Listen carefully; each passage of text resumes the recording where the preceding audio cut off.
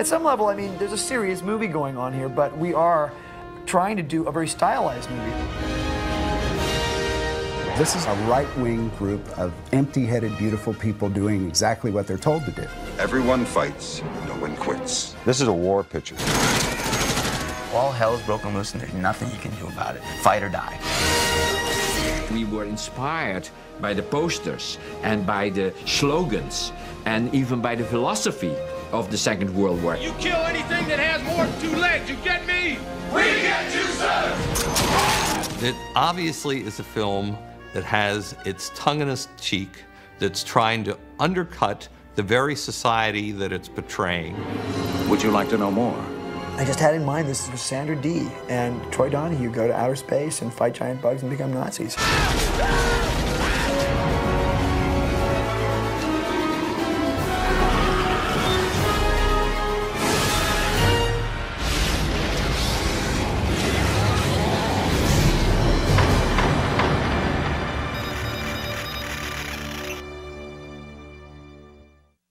Starship Troopers was first published in 1959. It won the Hugo in 1960.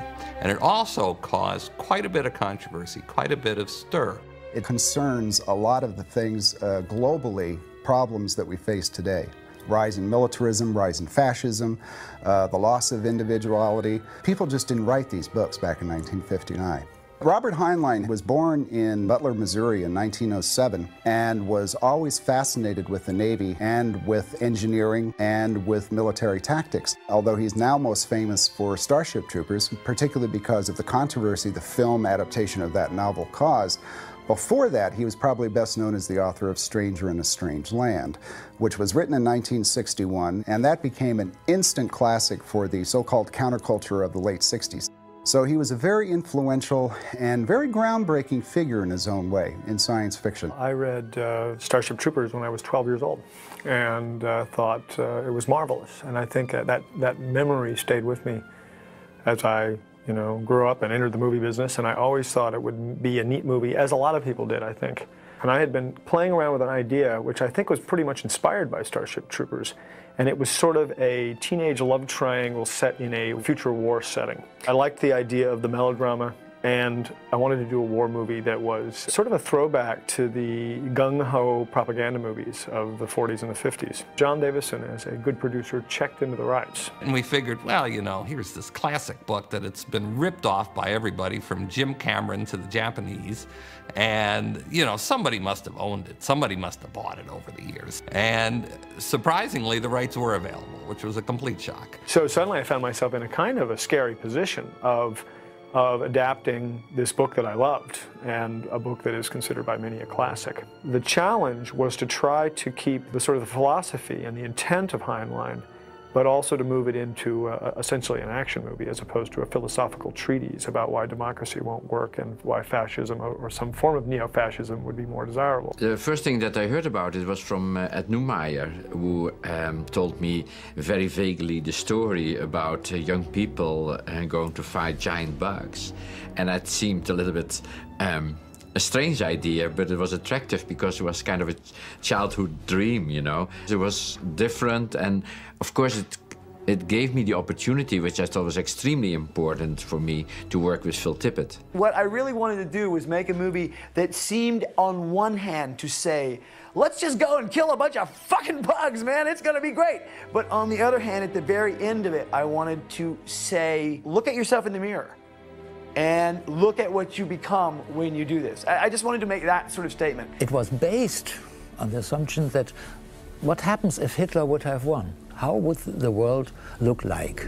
And the world would be a worldwide fascist, military-oriented government.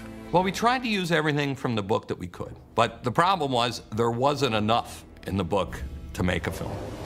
We took the characters that were there, we combined a couple of characters, we added new characters, we added more narrative, we added the double love triangles, which weren't in the book, and tried to incorporate some things from the book that never made it into the finished film. We wanted to do the drop capsules, which is how the troopers left their ships, They went down in capsules, and that's why they were called cap troopers.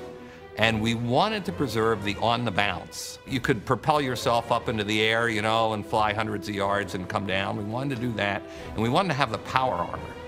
We lost them for budgetary reasons and to some extent for dramatic reasons, because we just thought if we got hundreds of people jumping around like grasshoppers, A, you got all these people on wires, it's going to take forever to shoot it, we'll never afford to do it, and B, it's going to look silly if we don't do it brilliantly.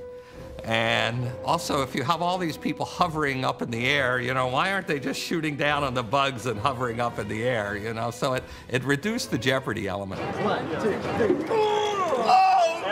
When they originally began thinking about who they were actually going to sign on to portray characters like Johnny Rico and Carmen Ibanez and Dizzy, Ace Levy and all the other people, the younger performers who were talented and who were worth exploring further were mostly involved in television or working on other films.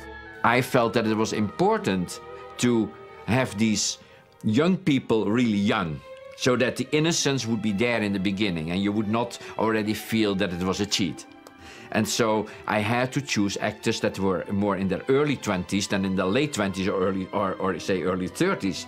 And of course, there are not really stars available at that age. So it then became obvious that they were going to have to go for virtual unknowns to a certain extent.